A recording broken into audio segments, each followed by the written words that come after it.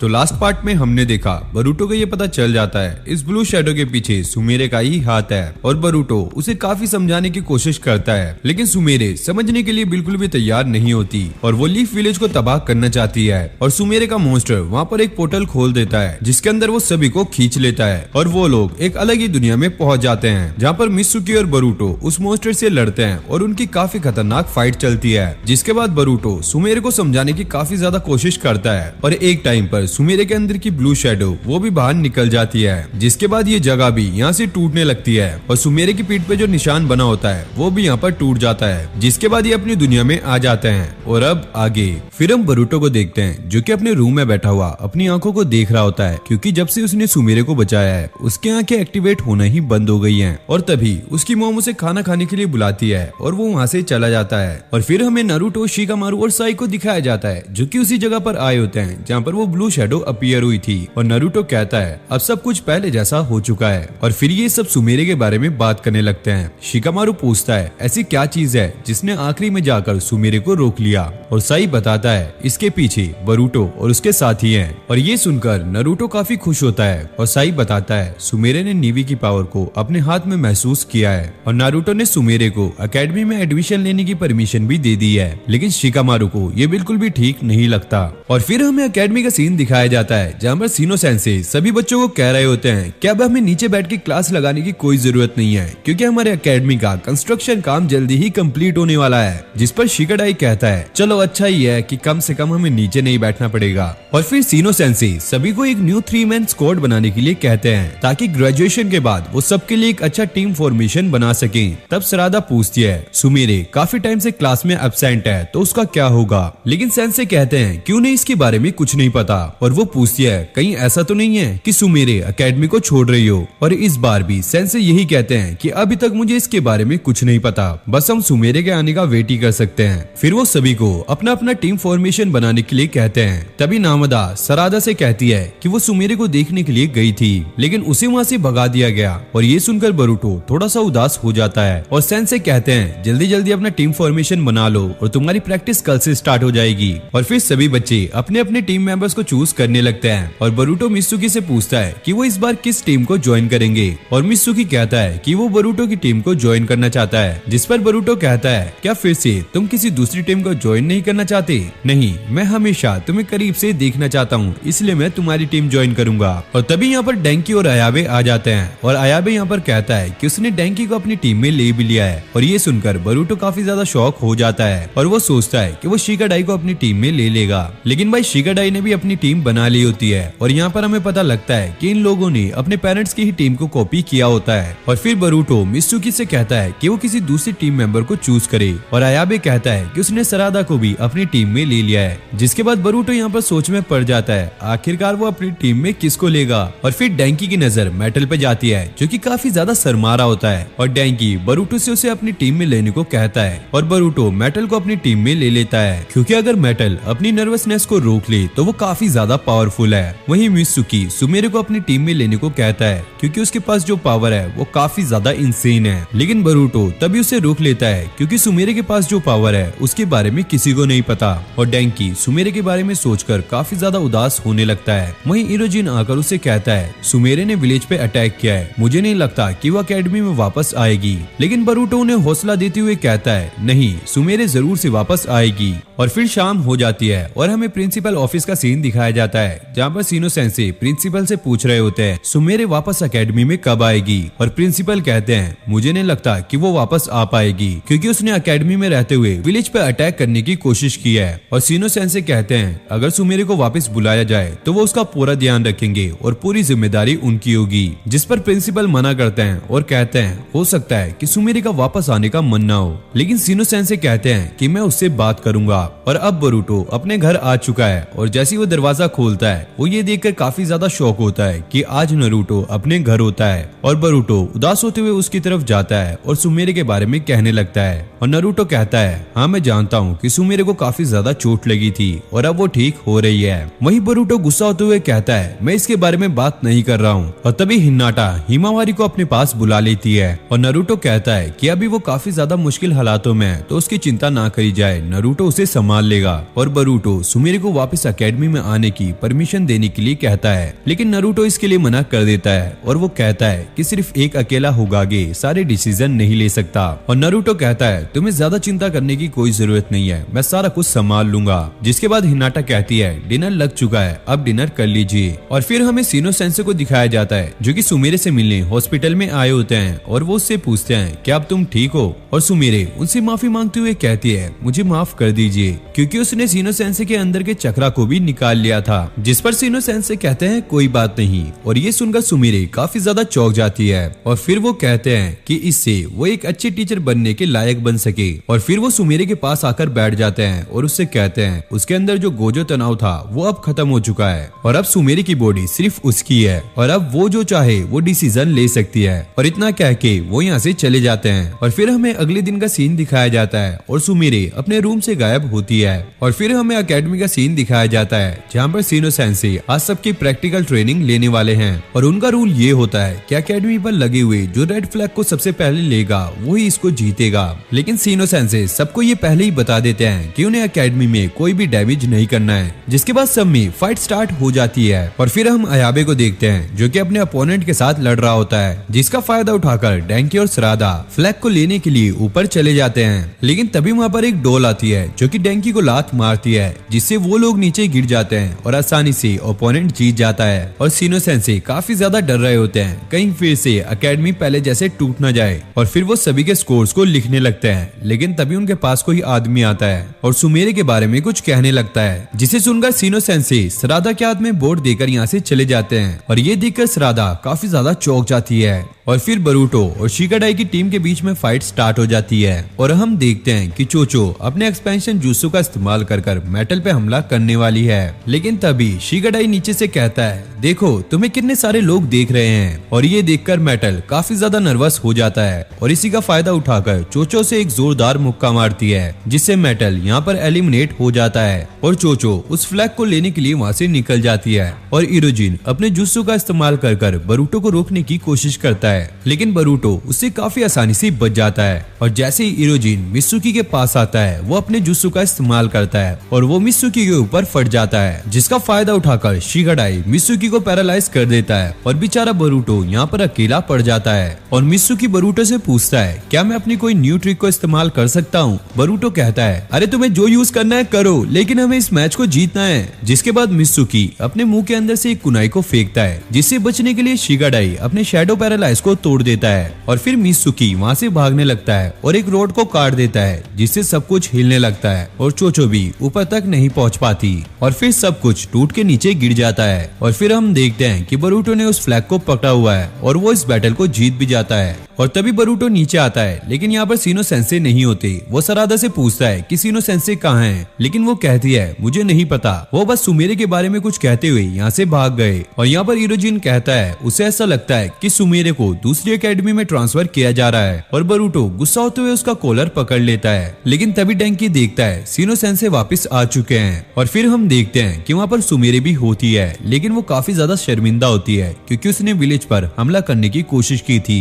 लेकिन फिर भी वो हिम्मत कर सबके सामने आ जाती है। लेकिन तभी उसके जितने भी दोस्त होते हैं वो भागते हुए उसकी तरफ आ जाते हैं और ये देखकर वो काफी ज्यादा हैरान हो जाती है। लेकिन तभी वो बरूटो को देखती है जो कि दूर खड़ा हुआ उसे देख रहा होता है और बरूटो एकदम से एक स्माइल करता है जिसे देखने के बाद सुमेरे अब रोने लगती है। फिर अगले सीन में हमें नारुतो को दिखाया जाता है जो कि भागता हुआ जल्दी से कहीं पर जा रहा होता है और वह एक बड़े से पेड़ पर चला जाता है। जिसके बाद हम पहली बार बरूटो सीरीज में सास्के को देखते हैं और सास्के नारुतो से कहता है तुम लेट हो और नारुतो उस पर गुस्सा होने लगता है क्योंकि वो उसका एक शैडो क्लोन होता है, इसलिए वो यहाँ पर आने में थोड़ा सा लेट हो गया है। और नारुतो को समझ नहीं आ रहा होता है कि अभी वो किस जगह पर है। जिसके बाद वो सास्के को गोजो तनाव का स्क्रोल देता है जिसे देखकर सास्के को यकीन नहीं हो रहा होता है क्योंकि डेंसो कागोया हिडन जुत्सु के काफी ज्यादा करीब पहुंच चुका था। लेकिन नारुतो कहता है उसे कुछ भी समझ नहीं आ रहा है। तभी सास्के खड़ा होकर कहता है शायद अब वो उस टाइम स्पेस में जा सकता है जहाँ पर कागोया एग्जिस्ट करती थी। लेकिन नारुतो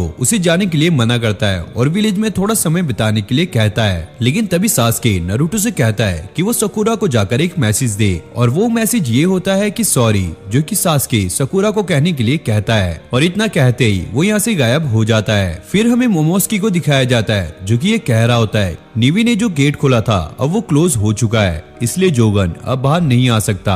जोगन यानी कि बरूटो की जो व्हाइट कलर की आंखें हैं। फिर अगले दिन हमें सीनो सेंसे को दिखाया जाता है जो कि सभी बच्चों को ट्रेनिंग करा रहे होते हैं और यहाँ पर डेंकी काफी तेजी से भागता हुआ दीवार पे चलने की कोशिश करता है, लेकिन वो नीचे गिर जाता है और ये देखकर बरूटो और उसके दोस्त उसके पास जाते हैं, जिसके बाद वो अपने अपने तरीके से डेंकी को दीवार पे चलने के बारे में बताते हैं और उसे चलकर भी दिखाते हैं। लेकिन यहाँ पर डेंकी को कुछ भी समझ नहीं आता और डेंकी यहाँ पर कहता है अगर वो इस एग्जाम में फेल हो गया तो उसे फिर से एक साल इस एकेडमी में क्लास लगानी होगी, जैसे कि अयाबे लगा रहा है। और तभी हम अयाबे को देखते हैं जो कि पीछे से ये सारी बातें सुन लेता है और वो डेंकी से कहता है अगर तुम इस एग्जाम को पास नहीं कर सकते तो इसमें गलती तुम्हारी है, तुम्हें इसमें मुझे इंक्लूड नहीं करना चाहिए। और ये कहकर वो यहाँ से चला जाता है और फिर सभी लोग उस पर गुस्सा होने लगते हैं और उसे कहते हैं उसे अयाबे के बारे में ऐसा नहीं कहना चाहिए था। और अगले सीन में हम डेंकी को देखते हैं जो कि अकेले ही दीवार पर चढ़ने की प्रैक्टिस कर रहा होता है और तभी वो फिसल कर नीचे गिरने वाला होता है। तभी पीछे से मेटल आकर उसको पकड़ लेता है और कहता है कि वो भी उसके साथ दीवार पर चढ़ने की प्रैक्टिस करना चाहता है और डेंकी उदास होकर नीचे बैठ जाता है और तभी मेटल उसकी पीठ पर मारते हुए उसे बहुत ज्यादा मोटिवेट कर देता है। और फिर अगले सीन में हम मेटल को देखते हैं जो कि एक हाथ की मदद से एक बड़े से पहाड़ पर चढ़ रहा होता है। वहीं नीचे डेंकी वो भी ऊपर चढ़ने की कोशिश कर रहा होता है, लेकिन तभी उसका पैर फिसल जाता है और वो नीचे गिरने ही वाला होता है। लेकिन तभी मेटल के फादर आके जिनका नाम ली होता है वो उसे बचा लेते हैं और डेंकी को समझ नहीं आता कि वो इंसान कौन है। तभी नीचे मेटल आ जाता है और वो बताता है कि ये उसके फादर हैं और डेंकी ये सुनकर काफी ज्यादा शॉक हो जाता है, जिसके बाद उसके फादर डेंकी को गले लगा लेते हैं और कहते हैं कि दीवार पर चढ़ने की प्रैक्टिस अब मैं तुम्हें कराऊंगा। फिर अगले सीन में हम अयाबे को देखते हैं जो कि मैथ सोल्व करने की कोशिश कर रहा होता है, लेकिन उसे कुछ भी सॉल्व नहीं हो रहा होता है, इसलिए वो उसे समझने के लिए बरूटो के पास आता है। लेकिन बरूटो उसे अपने तरीके से समझाता है, लेकिन फिर भी अयाबे के दिमाग में कुछ नहीं घुसता और वो अपने तरीके से ही कोशिश करने लगता है। और दूसरी तरफ हम डेंकी को देखते हैं जो कि प्रैक्टिस करते करते काफी ज्यादा थक चुका है और अब शाम भी हो चुकी है। वहीं ली उससे कहता है अब शाम हो चुकी है तो हम बाकी की प्रैक्टिस कल करेंगे और जाते टाइम वो उसे अपना ग्रीन कलर का सूट भी दे देता है और कहता है इस सूट के अंदर काफी खतरनाक एबिलिटी है, जो भी इसे पहनता है उसके सक्सेस होने के चांसेस काफी ज्यादा बढ़ जाते हैं। साथ में ये सूट वाटर प्रूफ और फायर प्रूफ भी है। फिर हमें अयाबे को दिखाया जाता है जिसे टेस्ट में सिर्फ 3 नंबर ही मिले होते हैं और तभी उसका ध्यान डेंकी पर जाता है जो कि अभी भी अकेले ही प्रैक्टिस कर रहा होता है, लेकिन अब वो थोड़ा थोड़ा दीवारों पर चल पा रहा होता है। और फिर अयाबे उसके पास चला जाता है और डेंकी उसे देखकर डरने लगता है। अयाबे उसे कहता है अगर तुम ऐसे ही प्रैक्टिस करते रहोगे तो तुम कभी भी दीवार पर नहीं चल पाओगे।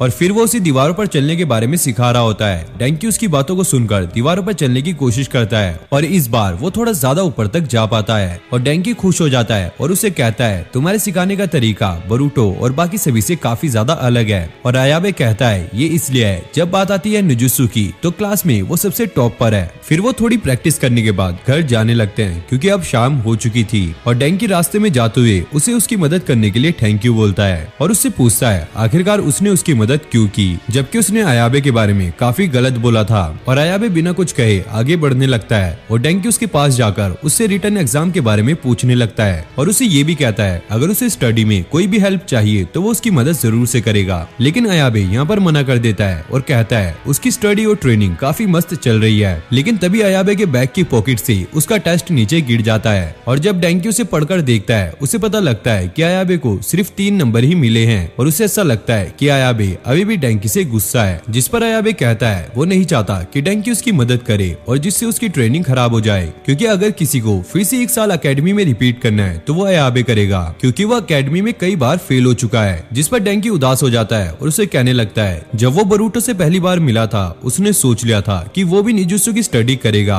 और बरूटो के साथ एक शिनोबी बनेगा, लेकिन अब वो सिर्फ बरूटो के साथ ही नहीं अपने सभी दोस्तों के साथ खासकर अयाबे के साथ शिनोबी बनना चाहता है। इसलिए डेंकी उसे कहता है कि वो उसकी पढ़ाई में मदद करेगा, जिसके बदले अयाबे उसे निजुत्सु सिखाएगा और दोनों ही अपने टेस्ट में पास होकर दिखाएंगे। और अयाबे कहता है उसके पास कोई दूसरी चॉइस नहीं है, इसलिए वो उसकी बात को मान लेता है और खुद भी बहुत ज्यादा खुश हो रहा होता है। और फिर वो लोग अपने घर की तरफ निकल जाते हैं और फिर हमें अगले दिन का सीन दिखाया जाता है जहाँ पर अयाबे मैकेनिक की बुक पढ़ रहा होता है, लेकिन उसे कुछ भी समझ नहीं आ रहा होता है, इसलिए वो काफी ज्यादा परेशान हो जाता है। और डेंकी भी उसे देखकर परेशान हो जाता है क्योंकि उसने अभी तक सिर्फ 5 मिनट तक ही बुक को पढ़ा है और इतनी जल्दी वो परेशान हो गया है। और तभी डेंकी को एक आइडिया आता है और वो अयाबे को उल्टा खड़े होकर बुक पढ़ने को कहता है, क्योंकि जब भी अयाबे अपने चाकरा को यूज करता है उसका दिमाग काफी ज्यादा तेज हो जाता है। जिसके बाद अयाबे अपने क्वेश्चन को जल्दी जल्दी सॉल्व कर लेता है। और फिर हमें एकेडमी का सीन दिखाया जाता है जहाँ पर शिकाडाई और उसके बाकी सभी साथी डेंकी और अयाबे को देखकर चौंक जाते हैं। लेकिन तभी बरूटो वहाँ पर आ जाता है और वो सभी के लिए बर्गर लेकर आया होता है और वो कहता है ये उसकी तरफ से एक ट्रीट है, क्योंकि सभी अपने गोल को अचीव करने के लिए काफी ज्यादा मेहनत कर रहे हैं। तो सबको बरूटो के ऊपर काफी ज्यादा प्यार आने लगता है, जिस पर बरूटो उन सभी को वो बर्गर जल्दी खाने के लिए कहता है। और जैसे वो बर्गर खाते हैं वो बर्गर काफी ज्यादा स्पाइसी होता है और उन लोगों के मुंह से आग निकलने लगती है, जिस पर अयाबे कहता है ये क्या है, और वो कहता है ये एक जोलोकिया बर्गर है जो कि शॉप में न्यू आया है। तो बरूटो ने उसे खरीद लिया क्योंकि उसने सुना था ये बर्गर पहले वाले न्यूरो बर्गर से भी बहुत ज्यादा स्पाइसी है, इसलिए बरूटो उसे कब से ट्राई करना चाहता था। लेकिन जैसे ही बरूटो से खाता है उसे भी वो काफी ज्यादा स्पाइसी लगता है। और फिर अगले सीन में हम डेंकी और अयाबे को देखते हैं जो कि टेस्ट के लिए जा रहे होते हैं। और डेंकी कहता है कि हमने बहुत ज्यादा प्रैक्टिस की है तो हमें इस टेस्ट को पास कर लेना चाहिए। लेकिन तभी उनके पीछे एक जोरदार आवाज आती है और वो लोग देखते हैं कि पीछे एक बड़ी सी बिल्डिंग में आग लगी हुई है। और तभी अयाबे भागकर वहाँ पर जाता है और कुछ करने के बारे में सोच रहा होता है, लेकिन डेंकी उसे रुका लेता है और वो कहता है अगर वो एकेडमी में टाइम से नहीं पहुंचा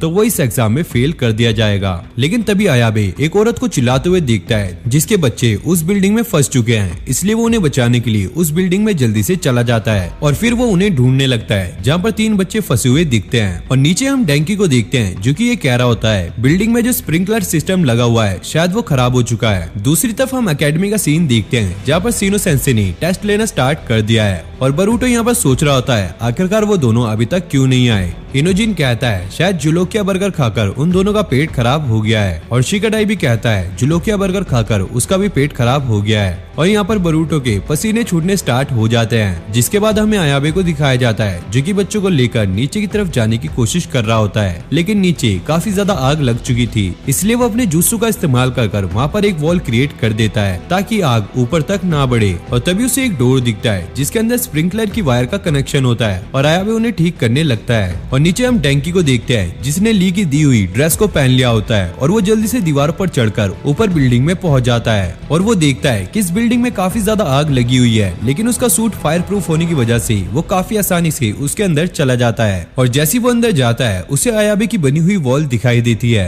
और डेंकी उस पर चढ़कर उसे पार कर लेता है। और फिर वो अयाबे से पूछता है क्या उसे उसकी कोई मदद चाहिए। अयाबे यहाँ पर मना कर देता है और कहता है उसने अपना काम कर दिया है। और जैसे वो स्विच को ऑन करता है यहाँ पर सारे स्प्रिंकलर काम करना स्टार्ट कर देते हैं और धीरे धीरे आग बुझने लग जाती है। जिसके बाद डेंकी और अयाबे उन बच्चों को अपनी पीठ पर लेकर नीचे आ जाते हैं और तब तक यहाँ पे फायर वर्कर्स भी आ जाते हैं। और यहाँ पर हम डेंकी को देखते हैं जो कि अयाबे से कह रहा होता है उसने मैकेनिक की बुक को काफी अच्छे से पढ़ा है, इसलिए वो स्प्रिंकलर की वायर को काफी अच्छे से जोड़ पाया। और अयाबे भी उसे कहता है तुम भी इतनी बड़ी बिल्डिंग पर कितनी आसानी से चढ़ गए। और इन दोनों को यहाँ पर समझ आ जाता है कि ये इस टेस्ट को आसानी से पास कर सकते हैं और ये दोनों टेस्ट के लिए निकल जाते हैं। और फिर हम सीनो सेंसे को देखते हैं और यहाँ पर टेस्ट पूरी तरीके से खत्म हो चुका था और वो बस यहाँ से जाने ही वाले होते हैं। लेकिन तभी बरूटो ने रोक लेता है और कहता है इसमें गलती उसकी है, अगर वो उन लोगों को जोलोकिया बर्गर नहीं खिलाता तो ऐसा कभी नहीं होता। और तभी वो दोनों भी आ जाते हैं जिस पर सीनो सेंसे उन्हें लेट आने के लिए अपने ऑफिस रूम में बुला लेते हैं। जिसके बाद वो उनकी सारी कहानी सुनते हैं, जिस पर अयाबे और डेंकी कहते हैं कि वो अगले साल और भी ज्यादा मेहनत करेंगे। और सीनो सेंसे कहते हैं आखिरकार तुम कहना क्या चाहते हो, तुम्हें अगले साल कोई भी एग्जाम देने नहीं दिया जाएगा।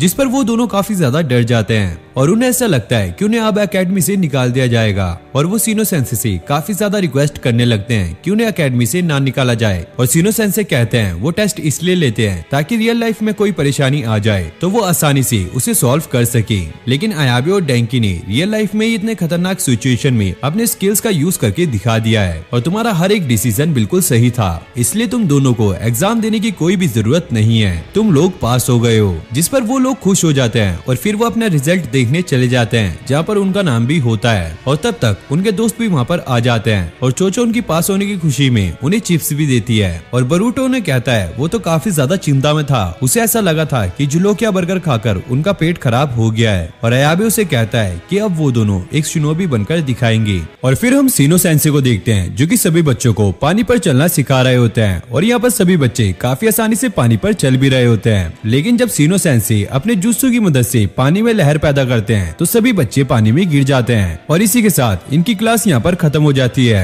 और फिर हमें श्राद्धा को दिखाया जाता है जो कि बाजार से सब्जियां खरीद कर घर जा रही होती है और उसके सामने से एक ट्रेन गुजरती है जिस पर बरूटो और उसके साथी बैठे होते हैं और श्राद्धा को देखकर वो नीचे आ जाते हैं और शिकाडाई श्राद्धा से कहता है आज हम डैंकी को मछलियां पकड़ना सिखाएंगे, लेकिन डैंकी को इसमें कोई भी इंटरेस्ट नहीं होता और बरूटो को इस बात पर हंसी आ रही होती है कि डैंकी ने आज तक मछलियां नहीं पकड़ी, बस उसने मछलियों वाली गेम्स को खेला है। और बरूटो श्राद्धा को भी उनके साथ मछलियां पकड़ने के लिए कहता है, लेकिन श्राद्धा यहाँ पर मना कर देती है क्योंकि उसे अभी घर जाकर डिनर भी बनाना है और वो उन्हें डांटती भी है क्योंकि वो ट्रेन पर बैठकर जा रहे होते हैं। और बरूटो उसे समझाने लगता है, पता है तुम्हें ट्रेन पे बैठ के कितना ज्यादा मजा आता है, ऊपर से हमारे ठंडी ठंडी हवा लगती है, वाह वाह बहुत ही ज्यादा मजा आ जाता है, मजे। और श्राद्धा उनकी बातों को इग्नोर करती हुई यहाँ से चली जाती है। फिर हम श्राद्धा को देखते हैं जो कि अपने घर पर खाना बना रही होती है। तभी उसकी मॉम साकुरा आ जाती है और यहाँ पर खाने की स्मेल काफी ज्यादा अच्छी आ रही होती है, इसलिए उसकी मॉम उसकी काफी ज्यादा तारीफ भी करती है। और फिर वो अपनी मॉम से कल की ट्रिप के बारे में पूछती है और साकुरा कहती है हाँ मैं रेडी हूँ। दरअसल साकुरा को काफी टाइम बाद अपने काम से छुट्टी मिली है, इसलिए वो अपने दोस्त के साथ एक दिन के लिए ट्रिप पर जा रही है, लेकिन वो थोड़ी सी उदास भी होती है क्योंकि वो श्राद्धा को अकेला छोड़ के जा रही है। लेकिन श्राद्धा को इससे कोई भी फर्क नहीं पड़ता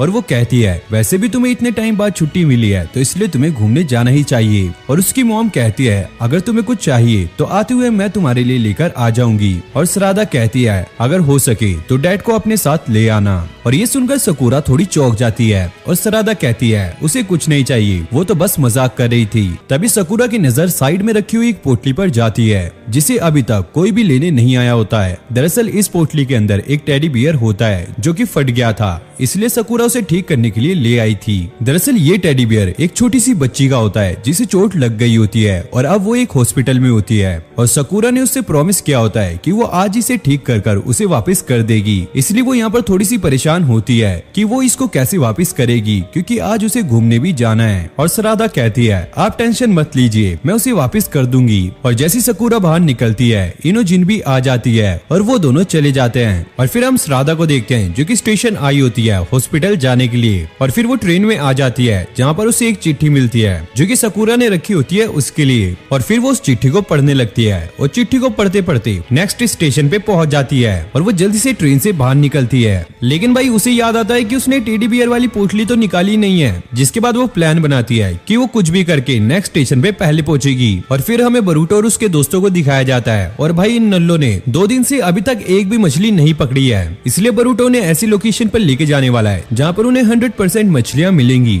और यहाँ पर हम श्राद्धा को देखते हैं जो कि स्टेशन पे ट्रेन से पहले ही पहुंच जाती है, लेकिन वो यहाँ पर फंस जाती है क्योंकि एक बूढ़ी अम्मा अभी तक एक टिकट को ले नहीं पा रही होती है। जिसके बाद श्राद्धा उनकी हेल्प करती है और जैसे वो स्टेशन पे पहुंचती है वो देखती है कि ट्रेन यहाँ से जा चुकी है, लेकिन वो हार नहीं मानती, वो भागती हुई ट्रेन के ऊपर चढ़ जाती है। और इसी ट्रेन में बरूटो और उसके दोस्त भी होते हैं और तभी शिकाडाई को महसूस होता है कि ट्रेन के ऊपर कोई है और जैसे वो बाहर देखता है श्राद्धा वहाँ पर छुपने लगती है और शिकाडाई को ये कंफर्म नहीं होता कि उसने श्राद्धा को देखा है या नहीं। और बरूटो कहता है अगर ऐसा है तो हमें काफी ज्यादा मजा आने वाला है, ये तो काफी ज्यादा शर्मनाक होगा और जब तक ग्रेजुएशन कंप्लीट नहीं होती तो हम श्राद्धा को चिढ़ा सकते हैं। और फिर वो ट्रेन के ऊपर आ जाते हैं श्राद्धा को ढूंढने के लिए, लेकिन मौका देखते ही श्राद्धा यहाँ से निकल लेती है। दरअसल श्राद्धा ट्रेन के साइड में ही लटकी हुई होती है और वो अपनी पोटली को भी देख पा रही होती है। और तभी बरूटो और उसके दोस्त देखते हैं कि ट्रेन के ऊपर किसी के पैरों के निशान है और इरोजिन समझ जाता है ये तो किसी लड़की के चप्पलों के निशान है। और तभी ट्रेन के ड्राइवर को महसूस होता है कि ट्रेन के साइड में कोई है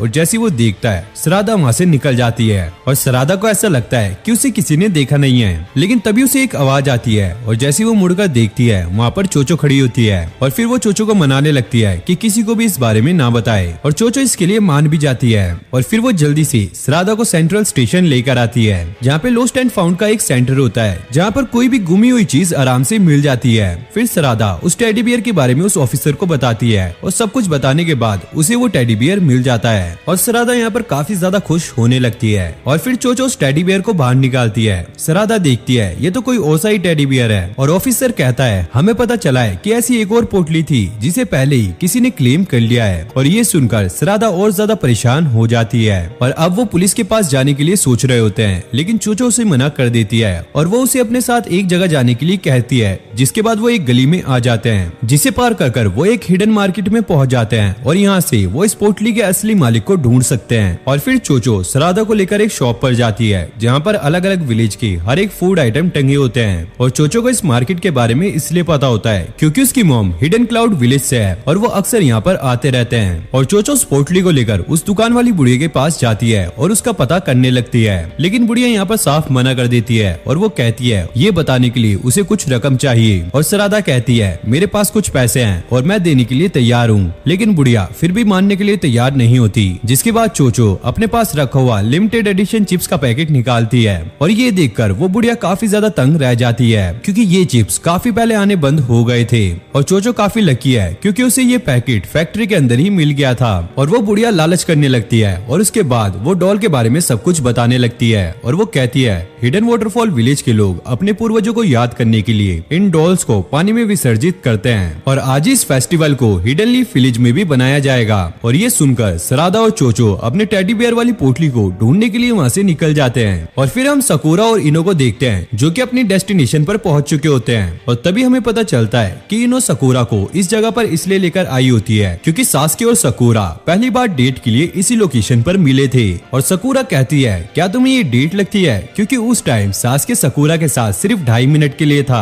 और फिर हमें उन लोगों को दिखाया जाता है जो कि अपनी पोटलियों को पानी में विसर्जित करना शुरू कर देते हैं और वहाँ पर श्राद्धा और चोचो भी पहुंच जाते हैं, लेकिन तब तक उनकी पोटली को पानी में विसर्जित कर दिया जाता है। जिस पर श्राद्धा दीवार पर चढ़कर उस पोटली का पीछा करने लगती है, वहीं चोचो उस पोटली को उसके असली मालिक को दे देती है। और फिर श्राद्धा अपने पानी पे चलने वाले जुस्सू का इस्तेमाल कर उस पोटली को पकड़ने की कोशिश करती है, लेकिन तभी चोचो की नजर बरूटो पर जाती है जो कि अपने साथियों के साथ यहाँ पर मछली पकड़ने आया होता है। और वो बरूटो कहकर चिल्लाती है और बरूटो का नाम सुनते ही श्राद्धा काफी घबरा जाती है और पानी में गिरने ही वाली होती है, लेकिन गिरने से पहले वो उस पोटली को चोचो की तरफ फेंक देती है। और शिगाडाई को ऐसा लगता है कि पानी में कोई गिरा है, लेकिन इनोजिन उसकी बातों को इग्नोर कर देता है और बरूटो डेंकी से कहता है कि आज वो इस इलाके की बॉस मछली को पकड़ना सिखाएगा। इनोजिन और शिगाडाई को ये मजाक लगता है, लेकिन तभी डेंकी देखता है कि उसके कांटे में एक बड़ी सी मछली फंसी है, जिस पर बरूटो उन्हें नेट लाने के लिए कहता है। और तभी श्राद्धा पानी से बाहर आ जाती है और ये देखकर सभी लोग काफी घबरा जाते हैं और वो उससे पूछते हैं अरे आखिरकार तुम पानी में कर क्या रही थी।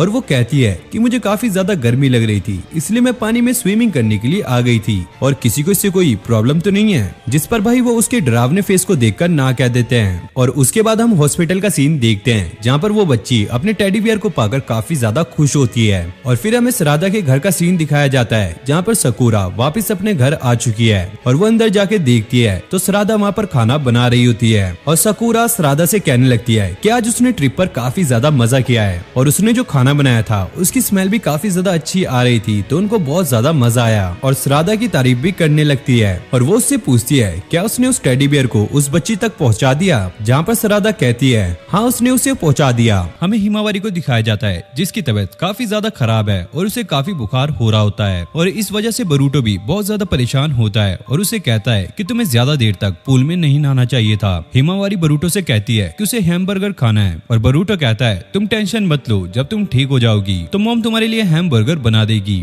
तभी वहाँ पर हिनाटा आ जाती है और वो बरूटो से कहती है कि वो हिमावारी की कुछ दवाई लेने के लिए बाजार जा रही है, तो वो अपनी बहन का ध्यान रखे। और ये कहकर वो यहाँ से चली जाती है। जिसके बाद बरूटो वहाँ पर रखी हुई अपनी फैमिली फोटो देखने लगता है और अपने पास्ट के बारे में सोचने लगता है जब नारुतो होगागे बना था। और उसके बाद हमें पास्ट का सीन दिखाया जाता है। हम देखते हैं कि रात के 12 बज चुके हैं और हिमावारी भी सो चुकी है, लेकिन बरूटो अभी तक नहीं सोया है। और हिनाटा भी नारुतो के लिए काफी ज्यादा परेशान है क्योंकि कल उसे होगागे बनाया जाएगा, तो उसकी कल सेरेमनी भी है। लेकिन तभी हिनाटा को दरवाजे पे आवाज आती है और बरूटो भी जाग जाता है। जब वो बाहर जाती है तो देखती है नारुतो ने कुछ ज्यादा पी लिया है और उसके साथ उसके दोस्त भी होते हैं जो कि उसे छोड़ने के लिए यहाँ पर आए होते हैं। और तभी हिनाटा नारुतो से कहती है कि वो एक स्ट्रॉन्ग ड्रिंकर नहीं है क्योंकि हमारे नारुतो को तो बस रामेन खाना ही पसंद है। तभी ली चिल्लाने लगता है क्योंकि कल नारुतो को होगागे बनाया जाएगा। तभी शिकामारू उसे चिल्लाने से मना करता है क्योंकि अभी बच्चे घर पर सोए हुए हैं। और तभी हम देखते हैं कि नारुतो नींद में ये कह रहा होता है कि वो एक दिन होगागे बन के दिखाएगा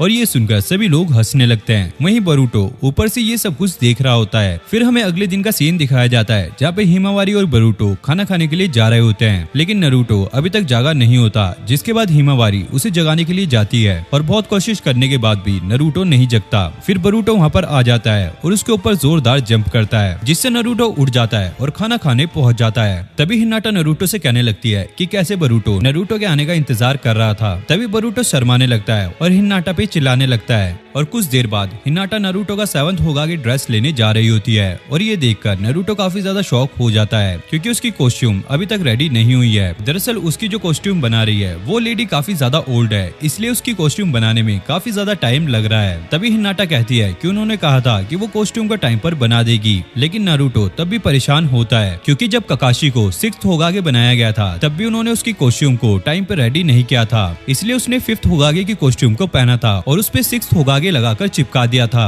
और हिनाटा जाते हुए कहती है कि वो कॉस्ट्यूम को लेकर सीधा होकागे ऑफिस पहुंचेगी, तो इसलिए वो लोग खाना खाकर सीधा होकागे ऑफिस चले जाएं। फिर हम होकागे ऑफिस को देखते हैं जहाँ पे विलेज के सभी लोग सेरेमनी को सेलिब्रेट करने के लिए आ गए होते हैं। वहीं ककाशी नारुतो का वेट करते हुए काफी ज्यादा परेशान हो जाता है और तभी शिकामारू सिगरेट पीने के बारे में सोच रहा होता है। तभी कोनोहामारू आके उसे रोक लेता है क्योंकि एकेडमी में नशा करना मना है और वो लोग बात कर ही रहे होते हैं। तभी हिनाटा भी वहाँ पर आ जाती है और ककाशी उससे पूछता है कि नारुतो कहाँ पर है और हिनाटा यहाँ पर चौंक जाती है और कोनोहामारू के हाथ में 7th होकागे की ड्रेस देकर नारुतो को ढूंढने के लिए यहाँ से निकल जाती है। और फिर हमें नारुतो को दिखाया जाता है जो कि रेडी हो चुका है और यहाँ पर वो बरूटो और हिमावारी का वेट कर रहा होता है। वहीं वो दोनों एक टेडी के लिए लड़ रहे होते हैं और उसे पकड़कर बीच से खींच रहे होते हैं और तभी वो टेडी फट जाता है और हिमावारी काफी दूर जाकर गिरती है। लेकिन फिर भी बरूटो अपनी गलती मानने के लिए तैयार नहीं होता और हिमावारी से कहता है कि तुम्हें इसे इतनी जोर से खींचना नहीं चाहिए था। तभी हिमावारी गुस्से में आ जाती है और जैसी वो अपनी आंखें खोलती है बरूटो देखता है कि उसने अपनी बयाको गन को एक्टिवेट कर लिया है और वो उससे बचता हुआ कमरे से बाहर आ जाता है। और यहाँ पर नारुतो को कुछ भी समझ नहीं आ रहा होता है, लेकिन जैसे ही हिमावारी बाहर आती है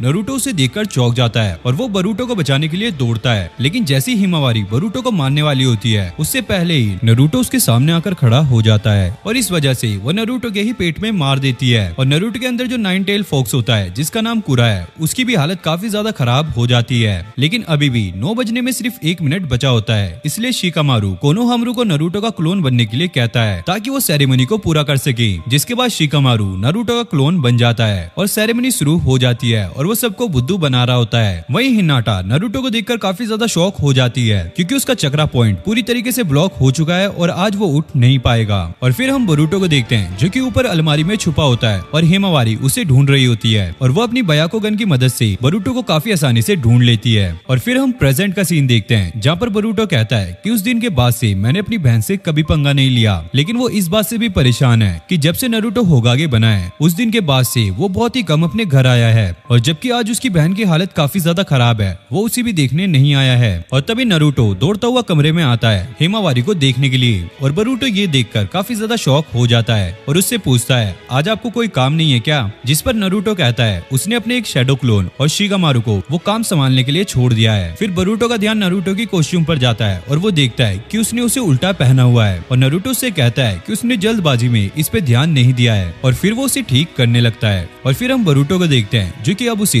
थोड़ा थोड़ा पसंद करने लगा है। उसके थोड़ी देर बाद हम हिनाटा को देखते हैं जो कि हिमावारी को मेडिसिन देकर नीचे उतर रही होती है। वहीं बरूटो और नारुतो आपस में लड़ रहे होते हैं और बरूटो कहता है कि वो अपनी बहन के लिए हैमबर्गर बनाएगा क्योंकि उसे वो काफी ज्यादा पसंद है और नारुतो कहता है कि वो उसके लिए कुछ और चीज बनाएगा क्योंकि वो बीमार होने पर खाई जाती है। और तभी हिनाटा उन दोनों को चुप रहने के लिए कहती है, लेकिन फिर भी वो बाज नहीं आते और सामान को इधर उधर फेंकने लगते हैं। और हिनाटा ये देखकर काफी ज्यादा गुस्सा हो जाती है और अपने बयाको गन को एक्टिवेट कर लेती है। जिसके बाद हम इन दोनों को घर से बाहर देखते हैं और नारुतो कहता है कि उसने होकागे ऑफिस में अपने काम को आधा छोड़ दिया था तो इसलिए उसे जाकर वो पूरा करना चाहिए। तभी वो देखता है कि बरूटो के पेट से गुड़ गुड़ आवाज आती है और वो समझ जाता है कि उसे भूख लगी है तो नारुतो उसे अपने साथ खाना खाने के लिए चलने के लिए कहता है। और बरूटो ये देखकर काफी ज्यादा हैरान हो जाता है क्योंकि उसे अभी काम करने के लिए जाना था और वैसे भी बरूटो ने ऐसा कभी नहीं सोचा था कि वो अपने डैड के साथ ऐसे खाना खाने जाएगा। और नारुतो कहता है उसे वैसे भी भूख लगी है तो वो खाना खाकर ही काम पर जाएगा, लेकिन बरूटो यहाँ पर कुछ भी नहीं कहता तो नारुतो को ऐसा लगता है कि शायद उसका जाने का मन नहीं है। लेकिन बरूटो आगे जाते हुए कहता है कि वो खाना खाने जाएगा। जिसके बाद हम नारुतो को देखते हैं जो कि बरूटो को अपनी फेवरेट रामेन शॉप पर लेकर आया होता है और नारुतो से कहने लगता है पहले ये शॉप काफी छोटा हुआ करता था लेकिन अब ये बहुत ज्यादा बड़ा हो गया है। लेकिन बरूटो को ये काफी ज्यादा अजीब लगता है क्योंकि बरूटो का ऐसा लगा था कि नारुतो उसे कुछ अच्छा खिलाने लेके जाएगा, लेकिन नारुतो उसे रामेन के बारे में बहुत कुछ बड़ा चढ़ा के बोलने बोलने लगता है और वो कहता है कि रामेन काफी ज्यादा टेस्टी है। और फिर वो जल्दी से अंदर चले जाते हैं और तभी नारुतो अपने कूपन को बाहर निकालता है, जिसे देखकर बोरुटो को बहुत ज्यादा अजीब लगता है। दरअसल ये टोकन जब नारुतो की शादी हुई थी तो उसे इसे शॉप के ओनर ने दिया था और उन्होंने ये कूपन इसे वेडिंग गिफ्ट के तौर पर दिया था। और इसमें ये लिखा होता है कि जब तक ये कूपन नारुतो के पास है वो फ्री में अनलिमिटेड रामेन खा सकता है, लेकिन इससे शॉप वालों का भी कोई नुकसान नहीं है क्योंकि उन्हें फ्री में ही नारुतो का प्रमोशन मिल रहा है। और नारुतो यहाँ पे कहने लगता है कि वो हिनाटा को पहली डेट पर यहीं पे रामेन खिलाने लेकर आया था। और बोरुटो कहता है क्या तुम उसे कहीं अच्छी जगह नहीं लेके जा सकते थे?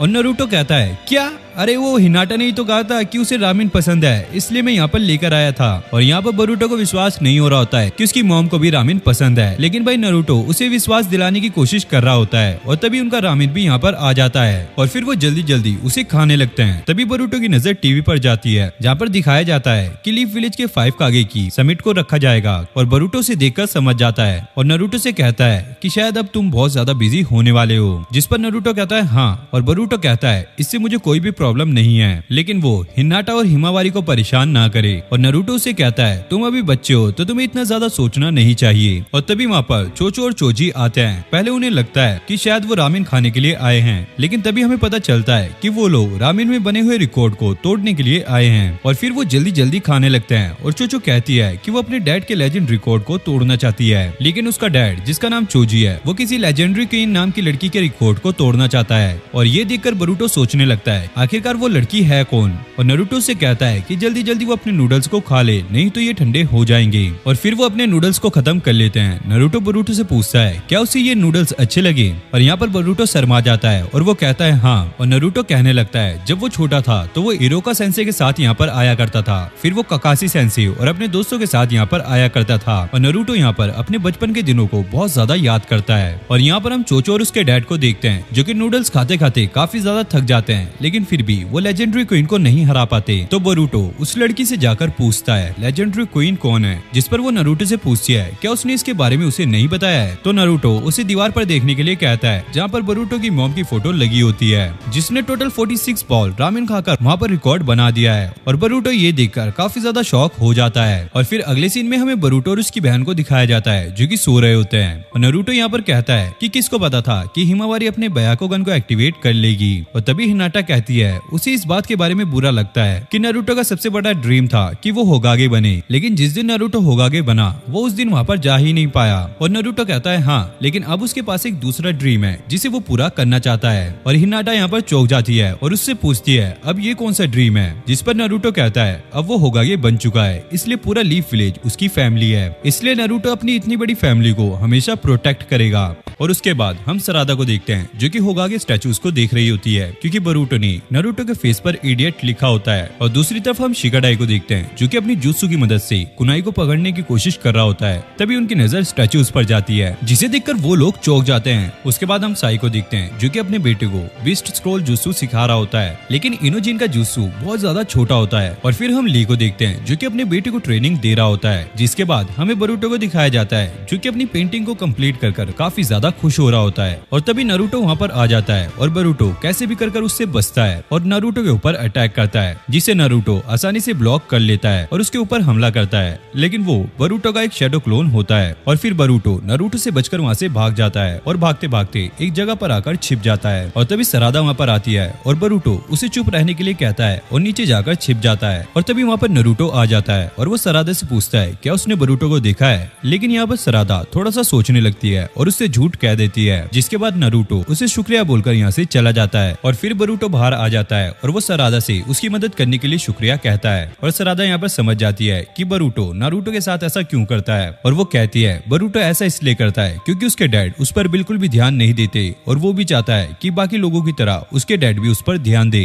और बोरुटो कहता है नहीं ऐसा कुछ नहीं है, मैं तो बस ये ऐसे ही कर रहा था। जिसके बाद बोरुटो देखता है वो बिल्कुल भी हिल नहीं पा रहा होता है क्योंकि शिकामारू ने उसे पैरालाइज कर दिया होता है और वो बरूटो से कहता है कि वो नारुतो को ज्यादा परेशान ना करे क्योंकि उसके पास पहले ही काम का बहुत ज्यादा प्रेशर रहता है। और वो बरूटो से कहता है अगर नारुतो अपने सीज मोड का यूज करता तो वो कब का एक फ्लैश की तरह बरूटो को ढूंढ लेता। और बरूटो कहता है हाँ, उसे ये पहले से ही पता था और वो ये इसलिए कर रहा था ताकि वो नारुतो के सेज मोड के साथ लड़ सके। और शिकामारू कहता है बाप और बेटे दोनों एक जैसे हैं। और वो शिकाडाई से कहता है जाके नारुतो को बुला लाओ। और शिकाडाई कहता है उसे ही क्यों बुलाना पड़ेगा, और कोई भी तो जा सकता है। जिस पर शिकामारू कहता है अगर तुमने उसे नहीं बुलाना तो यहाँ पर रुक के बरूटो को संभालो। जिस पर शिकाडाई उदास हो जाता है और नारुतो को ढूंढने के लिए निकल जाता है। जिस पर शिकामारू कहता है मैं और मेरा बेटा भी दोनों एक जैसे ही हैं। और फिर हम सरादा को देखते हैं जो कि बिल्कुल ही उदास हो जाती है। और फिर अगले सीन में सरादा और चोचो को दिखाया जाता है जहाँ पर सरादा काफी ज्यादा उदास बैठी होती है और चोचो उसकी प्लेट से खाने की चीज उठा लेती है। सरादा उससे पूछती है क्या आज वो उसके साथ कहीं घूमने के लिए चलेगी क्योंकि सरादा आज पूरे दिन फ्री है। लेकिन चोचो उसे साफ ही मना कर देती है क्योंकि उसे अपने डैड के साथ आज ट्रेनिंग के लिए जाना है। और वो कहती है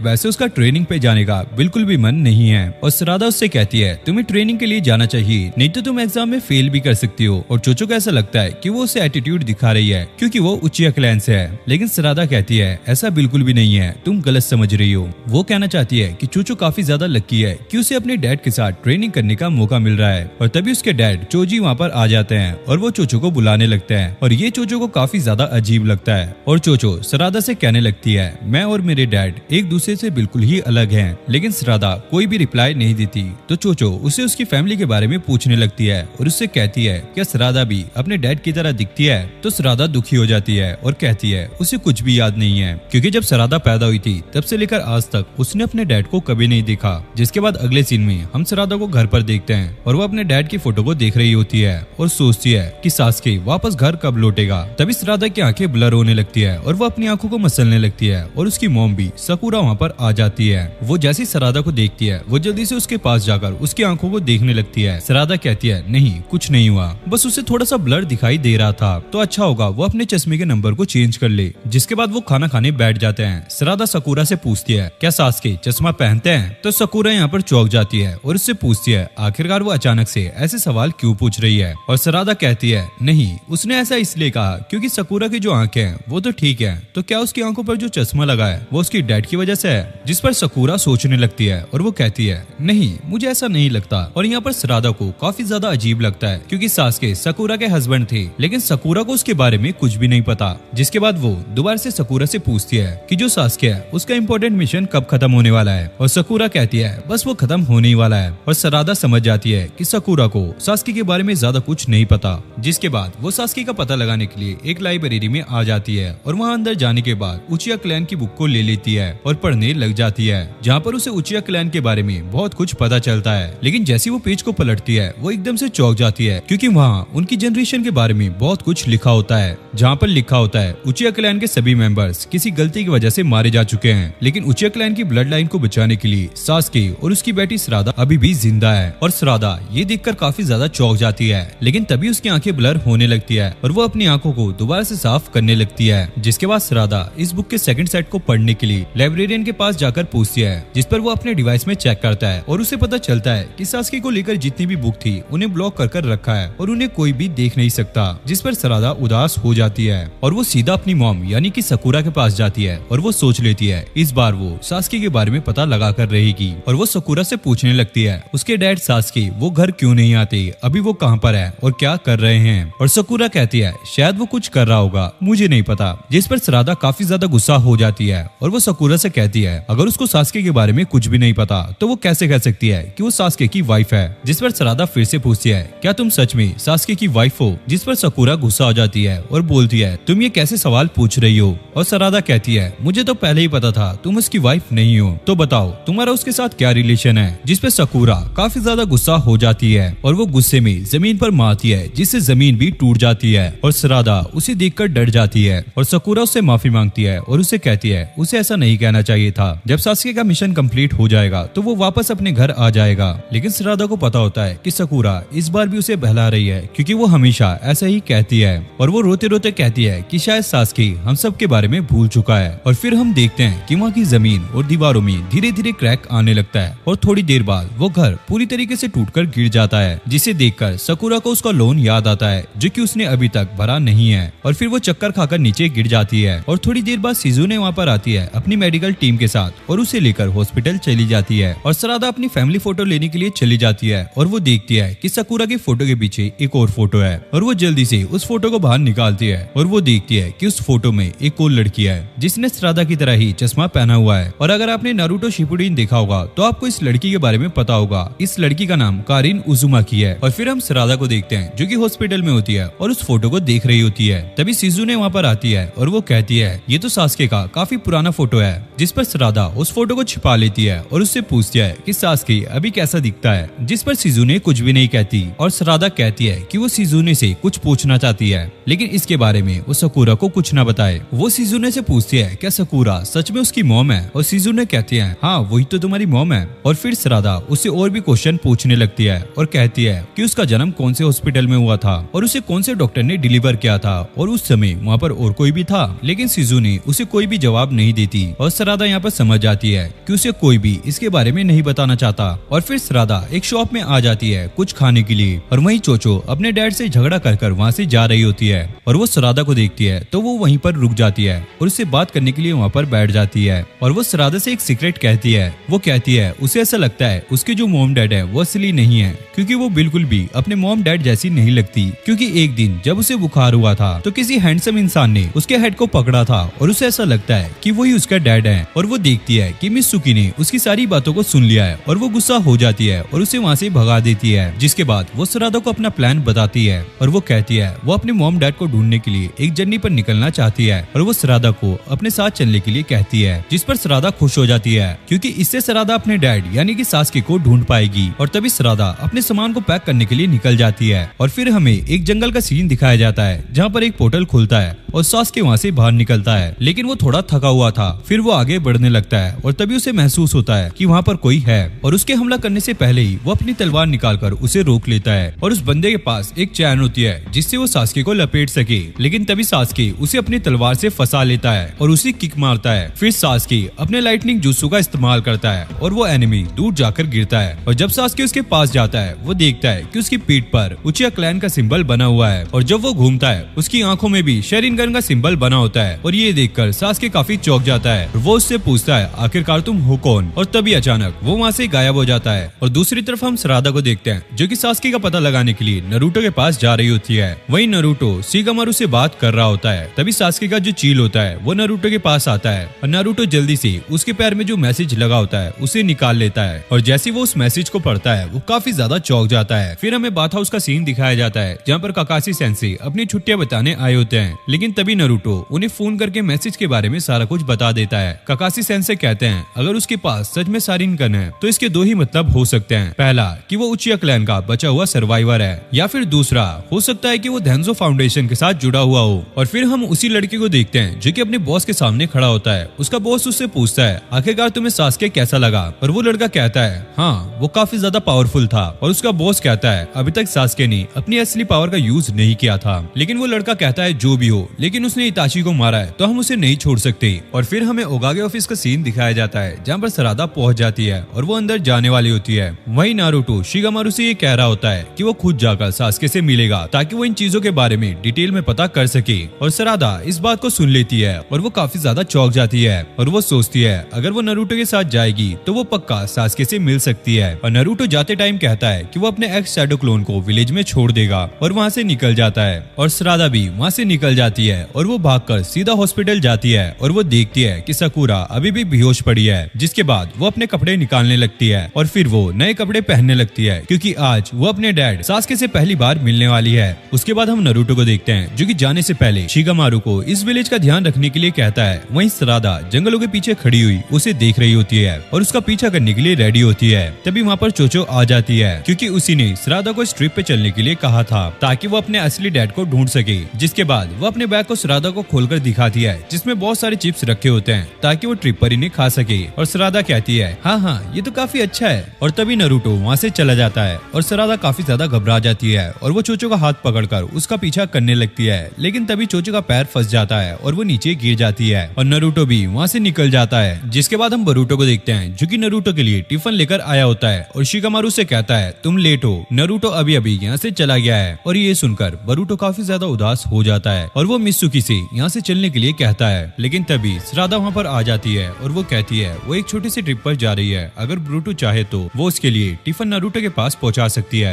जिस पर बरूटो उसे साफ साफ मना कर देता है क्योंकि नारुतो हमेशा ही ऐसा करता है। फिर वो जाने लगते हैं, लेकिन तभी सरादा उसे रोक लेती है और उसे समझाने लगती है और वो कहती है उसकी मॉम हिनाटा ने उसने कितने प्यार से टिफिन को नारुतो के लिए बनाया होगा, तो बरूटो को इसे वेस्ट नहीं करना चाहिए। और बरूटो यहाँ पर सोच में पड़ जाता है कि ये सरादा को इतने टिफिन की क्यों पड़ी हुई है। और तभी शिकामारू उन्हें जाने की परमिशन दे देता है और बरूटो भी उसे टिफिन दे देता है और फिर वो वहाँ से चले जाते हैं। जब वो रास्ते में होते हैं तो हम देखते हैं कि एक क्रीचर उन्हें देख रहा होता है जिसकी आंखों में शारिंगन होता है और वो इस आदमी की आंखों से कनेक्टेड होता है, जिससे वो सरादा को देख लेता है और वो उस लड़की को जिसका नाम सीन है उसे सरादा को किडनैप करने के लिए कहता है ताकि वो सरादा का फायदा उठाकर सास्के को पकड़ सके। उसके बाद हम सरादा और चोचो को देखते हैं जो कि काफी तेजी से जा रहे होते हैं ताकि वो ये टिफिन नारुतो को दे सके, लेकिन जो चोचो होती है वो काफी जल्दी थक जाती है और वहीं पर गिर जाती है और सरादा यहाँ पर परेशान हो जाती है कि वो कैसे इस टिफिन को नारुतो तक पहुंचाएंगी। लेकिन तभी वहाँ पे सीन आती है सरादा को किडनैप करने के लिए और सरादा उससे पूछती है आखिरकार तुम कौन हो,